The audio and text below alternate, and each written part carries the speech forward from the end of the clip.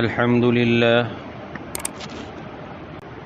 لله نحمده ونستعينه ونستغفره ونؤمن به ونتوكل عليه ونعوذ بالله من شرور أنفسنا ومن سيئات أعمالنا من يهده الله فلا مضل له ومن يضلله فلا هادي له ونشهد أن لا إله إلا الله وحده لا شريك له ونشهد أن سيدنا ومولانا محمدا عبده ورسوله أما بعد فأعوذ بالله من الشيطان الرجيم بسم الله الرحمن الرحيم إنما التوبة على الله للذين يعملون السوء بجهالة ثم يتوبون من قريب فأولئك يتوب الله عليهم وكان الله عليما حكيما وليست التوبة للذين يعملون السيئات حتى إذا حضر أحدهم الموت قال إني تبت الآن ولا الذين يموتون وهم كفار أولئك أعتدنا لهم عذابا أليما. یہ سورہ نساء کی 17 اور 18 نمبر کی آیت کریمہ. اللہ رب العزت ارشاد فرماتے ہیں اللہ نے توبہ قبول کرنے کی ذمہ داری لی ہے، وہ ان لوگوں کے لیے ہے جو نادانی سے کوئی برائی کر ڈالتے ہیں پھر جلدی ہی توبہ کر لیتے ہیں، چنانچہ اللہ ان کی توبہ قبول کر لیتا ہے اور اللہ ہر بات کو خوب جاننے والا بھی ہے، حکمت والا بھی. توبہ کی قبولیت ان کے لیے نہیں ہے جو برے کام کیے جاتے ہیں، یہاں تک کہ جب ان میں سے کسی پر موت کا وقت آ کھڑا ہوتا ہے تو وہ کہتا ہے کہ میں نے اب توبہ کر لی ہے، اور نہ ان کے لیے ہے جو کفر ہی کی حالت میں مر جاتے ہیں. ایسے لوگوں کے لیے تو ہم نے دکھ دینے والا عذاب تیار کر رکھا ہے.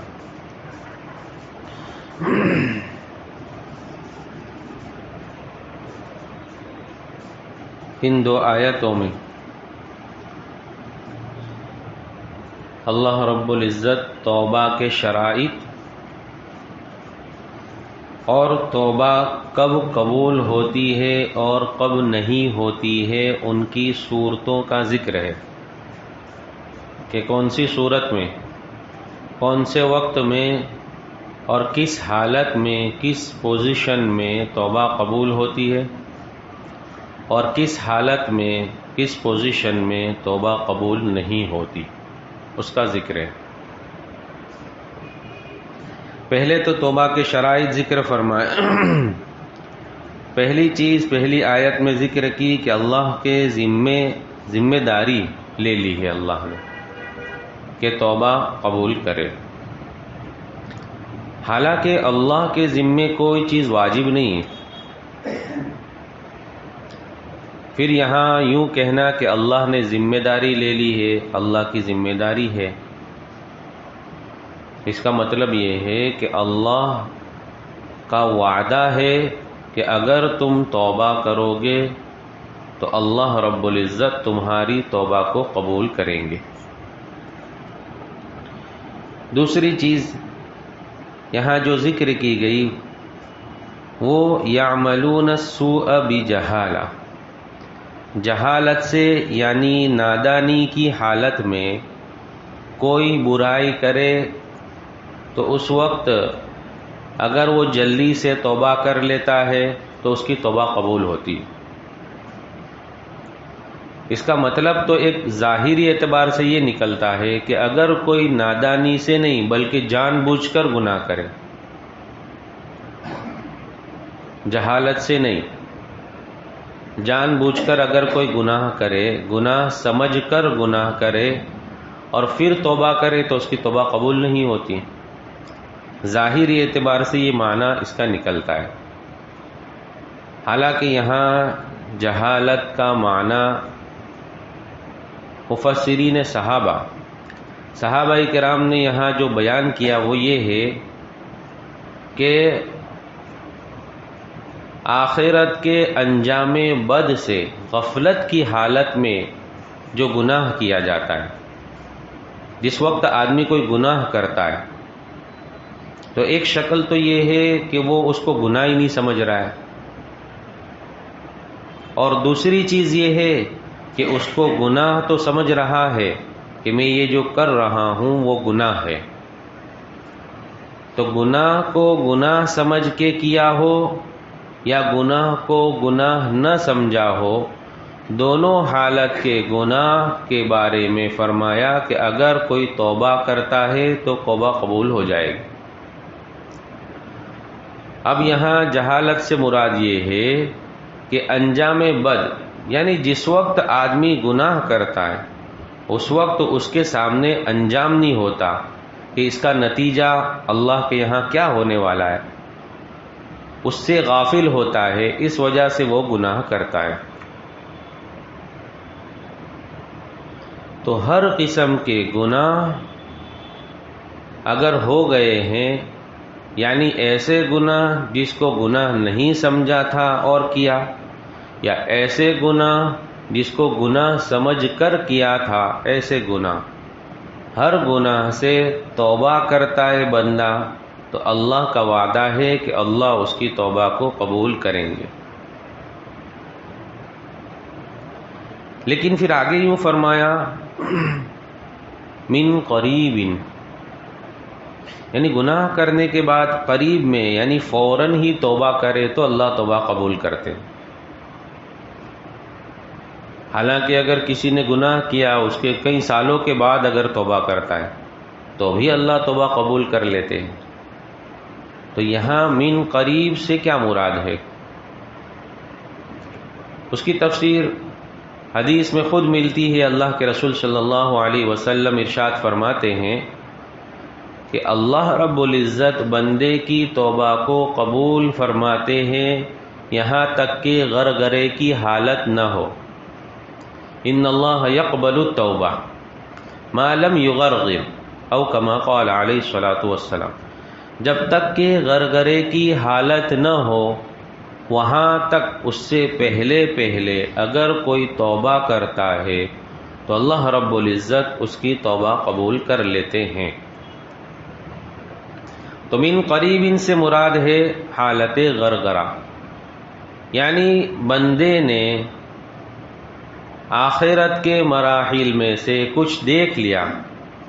موت کا جب بالکل وقت قریب ہوتا ہے اس وقت اخروی چیزیں آدمی کے سامنے کچھ ظاہر ہو جاتی ہے، اس کو فرشتے نظر آنے لگتے ہیں یا کچھ ایسی چیزیں نظر آنے لگتی ہیں.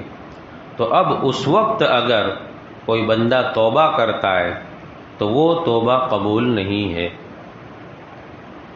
جس کو آگے کی آیت میں بھی کہا گیا کہ جب موت کا وقت آ جاتا ہے اس وقت بندہ کہتا ہے کہ اب میں نے توبہ کی، تو اللہ فرماتے ہیں کہ یہ توبہ قبول نہیں ہے. امام غزالی رحمۃ اللہ علیہ فرماتے ہیں کہ اقدام گناہ پر اقدام کرنا، اس میں مخلوق تین قسم کی ہے. ایک مخلوق تو وہ ہے جو گناہ کرتی ہی نہیں، ان سے گناہ ہوتا ہی نہیں، جیسے کہ فرشتے ہیں انبیاء کرام کی جماعت ہے کہ وہ معصوم ہے، نبیوں کی جماعت معصوم ہے۔ دوسری جماعت وہ ہے جو اس کے برعکس ہے، کہ جو گناہ ہی کرتے رہتے ہیں، انہی کا ارتکاب کرتے رہتے ہیں، یہاں تک کہ ان کو کبھی ندامت نہیں ہوتی، توبہ کی فکر نہیں ہوتی، اور وہ جماعت ہے شیطان کی جماعت۔ اور ان دونوں کے درمیان میں انسان ہے جو گناہ کرتا ہے اور اس کے لیے توبہ کا دروازہ کھلا ہوا ہے، توبہ کرتا ہے، گناہ کرتا ہے، توبہ کرتا ہے، گناہ کرتا ہے، توبہ کرتا ہے۔ حضرت موسیٰ علیہ السلام اللہ کے کلیم ہے، یہاں تک کہ علماء نے لکھا کہ شیطان جو ہے اس کے دل میں کبھی ندامت نہیں آتی، حالانکہ اس کے لیے بھی ابھی توبہ کا دروازہ کھلا ہوا ہے، اللہ کی طرف سے کوئی یہ اعلان نہیں ہو گیا کہ شیطان کی توبہ کبھی قبول نہیں ہوگی، لیکن وہ توبہ کرنا ہی نہیں چاہتا، اس کے دل میں کبھی توبہ کا جذبہ ہی پیدا نہیں ہوتا، اس کے دل میں کبھی ندامت آتی ہی نہیں۔ حضرت موسیٰ علیہ السلام کوہ طور پر اللہ سے بات چیت کرتے رہتے تھے۔ ایک موقع پر حضرت موسیٰ علیہ السلام جا رہے ہیں کوہ طور پر، شیطان ملا راستے میں، تو شیطان نے کہا کہ کہاں جا رہے ہیں؟ تو حضرت موسیٰ نے بتلایا کہ اللہ سے کلام ہونے جا رہا ہوں۔ تو کہا کہ اللہ سے میری درخواست رکھنا کہ اللہ میری توبہ قبول کریں گے۔ حضرت موسیٰ علیہ السلام خوش ہو گئے کہ اگر یہ توبہ کر لیتا ہے تو آدھا مسئلہ حل ہو جائے گا، کہ انسان کو گناہ کروانے کے لیے جو دو چیزیں ہیں، ایک اس کا نفس اور ایک شیطان، تو اگر شیطان نے توبہ کر لی تو آدھا مسئلہ حل ہو گیا، اب نفس کے بارے میں فکر کرنے کی ضرورت باقی رہے گی۔ حضرت موسیٰ علیہ السلام تشریف لے گئے، بات چیت ہوتی رہی، جب بات چیت سے فارغ ہو کر واپس ہونے لگے، حضرت موسیٰ علیہ السلام تو شیطان کی درخواست رکھنا بھول گئے تھے۔ اللہ رب العزت نے یاد دلایا کہ موسیٰ اور کوئی کام تھا، کسی نے کچھ کام سپرد کیا ہو۔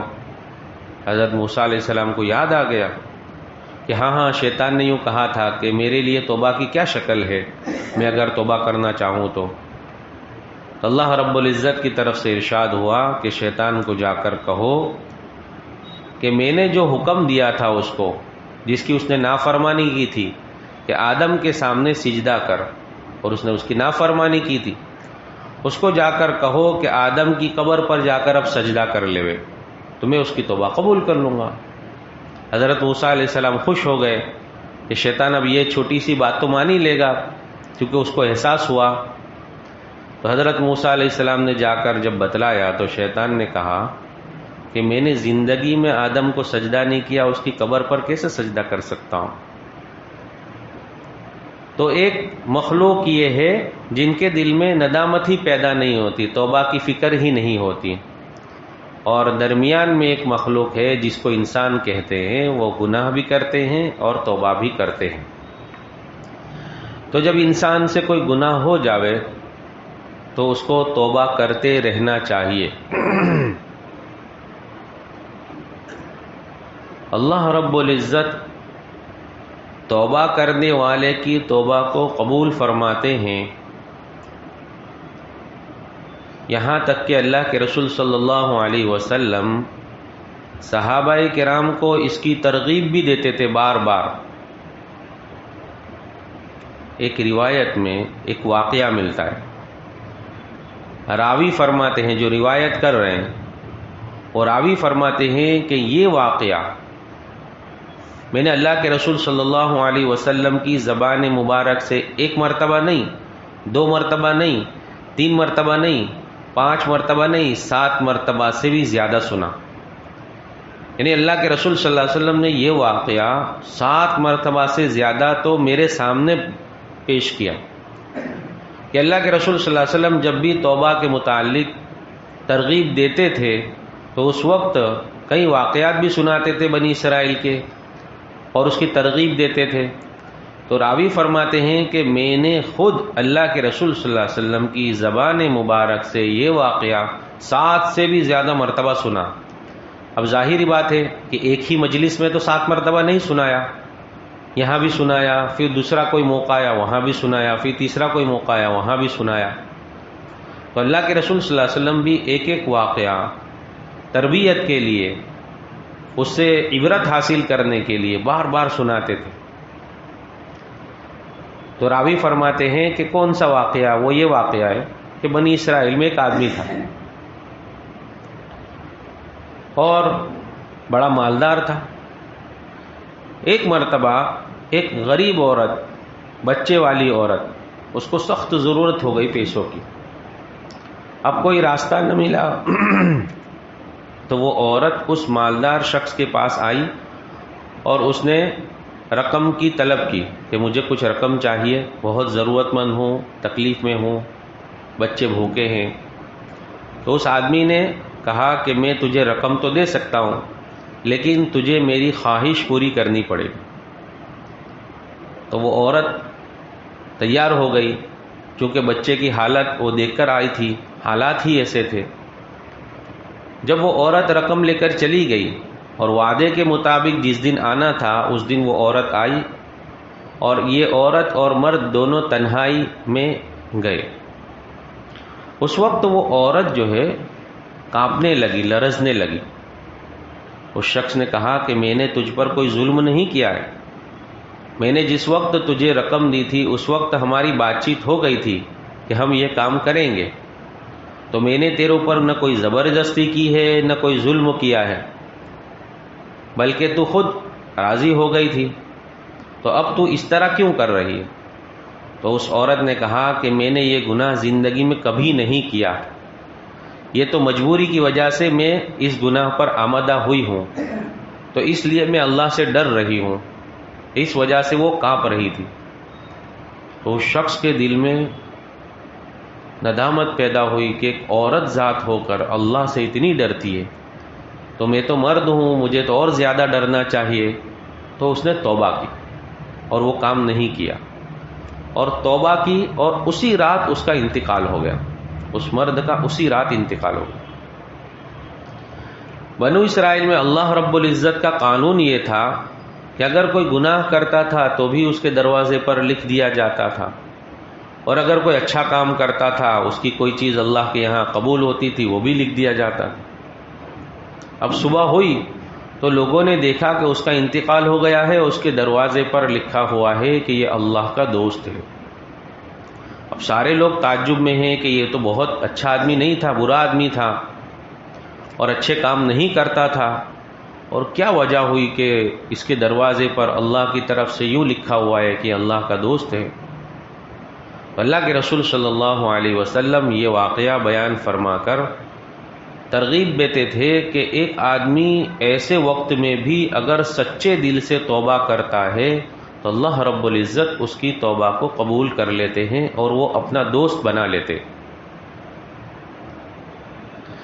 تو یہاں اس آیت میں اسی کا ذکر ہے کہ آدمی اگر کوئی گناہ کرتا ہے اور پھر توبہ کرتا ہے تو اس کی توبہ قبول ہوتی ہے. اب توبہ قبول کب نہیں ہوتی ہے اس کو ذکر فرمایا کہ آدمی جس وقت اخروی حالات اس کے سامنے ظاہر ہو جاوے اس وقت اگر وہ توبہ کرتا ہے یا اس وقت وہ ایمان لاتا ہے تو اس کا ایمان معتبر نہیں ہے. حضرت تھانوی رحمۃ اللہ علیہ فرماتے ہیں کہ ایک آدمی کو نا امیدی پیدا ہو گئی، ڈاکٹروں نے کہہ دیا کہ اب تمہارا کوئی علاج نہیں ہے، اب تمہارا آخری وقت ہے، جب تک تمہاری سانس ہے تم دنیا میں رہو گے. بہت سی مرتبہ ڈاکٹر کہہ دیتے، ہاتھ اونچے کر لیتے. تو اگر ڈاکٹر نے اور ساری تدبیروں کی وجہ سے معلوم ہو گیا کہ اب یہ بچنے والا نہیں ہے، تو اس حالت کو کہیں گے بأس. اور دوسری یہ حالت ہے کہ آدمی کو غرغرے کی حالت شروع ہو گئی، فرشتے نظر آنے لگے، اس نے وہ چیزیں اخروی چیزیں دیکھ لی، تو اس حالت کو کہیں گے یأس. حضرت تھانوی رحمۃ اللہ علیہ فرماتے ہیں کہ جو اس آیت میں فرمایا من قریب، اس سے مراد ہے حالت بأس. یعنی اگر ڈاکٹروں نے نہ کہہ دیا ہے، ساری تدبیریں ختم ہو گئی، اب امیدیں ختم ہو گئی کہ نہیں بچنے والا ہے، تب بھی اس حالت میں بھی توبہ کا وقت باقی ہے. آدمی اس وقت بھی اگر سچے دل سے توبہ کرتا ہے تو اللہ کے یہاں وہ قبول ہوتی ہے. لیکن حالت بأس سے حالت یأس میں پہنچ گئے، یعنی اس کو اخروی چیزیں نظر آ گئی، فرشتے نظر آ گئے، حالت نزاع شروع ہو گیا، غرغرے کی حالت ہو گئی. اب وہ اگر توبہ کرتا ہے تو اس کی توبہ قبول نہیں ہوگی، جیسے کہ فرعون جس وقت ڈوب رہا ہے، اس وقت ابھی مرا ہوا نہیں ہے، پانی میں ڈوب رہا ہے، اس وقت وہ اعلان کرتا ہے کہ میں موسیٰ اور ہارون کے رب پر ایمان لاتا ہوں، آمنا برب ہارون و موسیٰ، کہ میں ہارون اور موسیٰ کے رب پر ایمان لاتا ہوں. اللہ رب العزت کی طرف سے اس کی توبہ قبول نہیں ہوئی، چونکہ اس نے فرشتوں کو دیکھ لیا تھا، حالت غرغرہ شروع ہو گئی تھی، اب اس کو نظر آ گیا تھا کہ اب میں بچنے والا نہیں ہوں، تو اس کی توبہ قبول نہیں ہوئی، اس کا ایمان معتبر نہیں ہوا، حالانکہ اس نے اعلان کیا کہ میں موسیٰ اور ہارون کے رب پر ایمان لاتا ہوں. تو حالت بأس یعنی تدبیریں ختم ہو گئی، نا امید جاری ہو گئی، امیدیں ساری ختم ہو گئی، تب بھی توبہ کا دروازہ کھلا ہوا ہے، وہاں تک آدمی توبہ کر سکتا ہے. اور جہاں تدبیر کے آگے نزاع کی حالت شروع ہو گئی، اب کوئی آدمی اگر توبہ کرتا ہے تو اس کی توبہ قبول نہیں. یہ تو ہوئی توبہ کی بات. علماء نے توبہ کے شرائط لکھے، توبہ کہتے کس کو؟ آدمی گناہ کرتا ہے اور گال پہ 2 ہاتھ مار دیتا ہے توبہ توبہ توبہ، اس کو توبہ نہیں کہتے. توبہ کی حقیقت کیا ہے؟ تو علماء نے اس کے شرائط لکھے کہ توبہ کے شرائط میں سے پہلی شرط یہ ہے کہ آدمی نے جو گناہ کیا ہے اس پر اس کو ندامت ہو، افسوس ہو، پچھتاوا ہو کہ مجھ سے یہ گناہ ہو گیا. دوسری چیز کہ اس گناہ کو چھوڑ دے. اب پچھتاوا ہو رہا ہے، ندامت ہو رہی ہے، لیکن گناہ بھی جاری ہے، افسوس کرتا ہے کہ یار گناہ ہوتا ہے نہ ایسا نہ ویسا، لیکن گناہ کرنا بھی جاری ہے، تو یہ توبہ نہیں. ندامت ہو، دوسری چیز اس کو چھوڑ دے، اور تیسری چیز آئندہ اس کو نہ کرنے کا پکا ارادہ ہو کہ اب آئندہ اس گناہ کو نہیں کروں گا. جب یہ چیزیں پیدا ہوگی تب جا کر کہا جائے گا کہ اب اس نے سچی توبہ کی. اور جن چیزوں میں اس کا تدارک کرنا ممکن ہو اس کا تدارک کیا جاوے، تب جا کر توبہ قبول ہوتی ہے. تدارک کا مطلب جیسے مثال کے طور پر آج تک نماز نہیں پڑھی، اب اس کو افسوس ہوا کہ میں نے کیا کر ڈالا، تو اب ندامت ہوئی، اب جو ہے اس نے نماز پڑھنے کا ارادہ کر لیا، یعنی وہ گناہ چھوڑ دیا. آئندہ جو ہے پکا ارادہ کر لیا کہ میں کبھی نماز نہیں چھوڑوں گا. اب اس کا تدارک بھی کرے. تدارک کا مطلب جو نمازیں چھوٹی ہے اس کی قضا کرے، جو زکوٰۃ چھوٹی ہے اس کو ادا کرے، جو حج رہ گیا ہے اس کو ادا کرے. اور اگر کوئی معاملہ حقوق العباد سے تعلق رکھتا ہے، کسی کا مال دبا لیا ہے، کسی کے پیسے غصب کر لیے ہیں، یا کسی کا حق دبا لیا ہے، کسی کی میراث نہیں دی ہے، تو اب توبہ کے شرائط میں یہ ہے کہ ان ساری چیزوں کو بھی ادا کرے. جس کا مال لیا ہے اس کو واپس دے، جس کا مال غصب کر لیا ہے، دبا لیا ہے، اس کو ریٹرن کرے، یا تو اس سے معافی کی شکل اختیار کرے، اور کسی کا مال میراث کا نہیں دیا ہے اس کو دینے کی فکر کرے. تو یہ سارے تدارک ہے. جب تدارک پایا جائے گا تب جا کر کہا جائے گا کہ حقیقی توبہ کا استحقاق ہوا اور حقیقی توبہ ہوئی. تو اللہ رب العزت ان دونوں آیتوں میں اسی کو ذکر فرماتے ہیں کہ اللہ رب العزت توبہ قبول کرتے ہیں، لیکن اللہ توبہ قبول نہیں کرتے ہیں اس کی جو حالت غرغرہ میں پہنچ جاوے، یعنی موت بالکل قریب آ جاوے، اور اس حالت میں اللہ رب العزت کے نزدیک ایمان بھی معتبر نہیں ہے. یعنی کوئی کافر اپنا کفر چھوڑ کر ایمان اختیار کرتا ہے، ایسی حالت میں، غرغرے کی حالت میں، تو اس کا ایمان بھی معتبر نہیں ہے. اور اللہ فرماتے ہیں کہ ایسے لوگوں کے لیے اللہ نے دکھ دینے والا عذاب تیار کر رکھا ہے. اللہ رب العزت ہم تمام کو سچی پکی توبہ نصیب فرمائے. بسم اللہ الرحمن الرحیم. سبحانک اللہم وبحمدک وتبارک اسمک وتعالی جدک ولا الہ غیرک. اللہم صلی علی سیدنا مولانا محمد وعلی آل سیدنا مولانا محمد وبارک وسلم. یا ارحم الراحمین، یا اکرم الاکرمین. یا اللہ ہم تمام کے گناہوں کو معاف فرما. یا اللہ تمام کی خطاؤں سے درگزر فرما. یا اللہ بڑے گنہگار ہیں، مجرم ہیں، خطاوار ہیں، قصوروار ہیں. یا اللہ تو اپنے فضل سے ہمارے تمام گناہوں کو معاف فرما. یا اللہ سچی پکی توبہ نصیب فرما. یا اللہ سچی پکی توبہ نصیب فرما. یا اللہ حقوق والوں کے حقوق کی ادائیگی کی توفیق نصیب فرما. یا اللہ اپنے فضل سے آسان فرما. یا اللہ اپنے فضل سے مدد فرما. یا اللہ تو ہی ہمارا خالق ہے. یا اللہ تو ہی رازق ہے. یا اللہ تو ہی مالک ہے. یا اللہ تو ہی معبود ہے. یا اللہ تو ہی مسجود ہے. یا اللہ تو ہی محبوب ہے. یا اللہ تو ہی ہمارا مطلوب ہے. یا اللہ تو ہی سب کچھ ہے. ہم تجھ ہی سے سوال کرتے ہیں، تیرے سوا کوئی دربار نہیں ہے. یا اللہ تو اپنے فضل سے ہمیں قبول فرما. یا اللہ ہمارے دلوں کو پاک صاف فرما. یا اللہ اس میں سے گندگیوں کو ختم فرما. حسد، بغض، عداوت، دشمنی، یا اللہ کفر و شرک، اس کے یا اللہ تمام چیزوں کو یا اللہ نکال کر اس دل کو پاک فرما کر اس میں اپنی محبت نصیب فرما، اپنی معرفت نصیب فرما. یا اللہ اپنی اطاعت والی زندگی نصیب فرما، نافرمانی والی زندگی سے حفاظت فرما. یا اللہ ہمارے بیماروں کو شفا عطا فرما. مقروضوں کی قرضوں کی ادائیگی کی شکل صورتیں پیدا فرما. حاجت مندوں کی حاجتیں پوری فرما. اللہ جو جس لائن سے پریشان ہے ہر ایک کی پریشانی کو اپنے فضل سے، اپنے کرم سے دور فرما. ہماری دعاؤں کو اپنے فضل و کرم آقا صلی اللہ علیہ وسلم کے صدقے اور طفیل میں قبول فرما. یا رب صلی وسلم دائما ابدا علی حبیبک خیر الخلق کلہم. سبحان ربک رب العزة عما یصفون. سلام علی المرسلین والحمد للہ رب العالمین.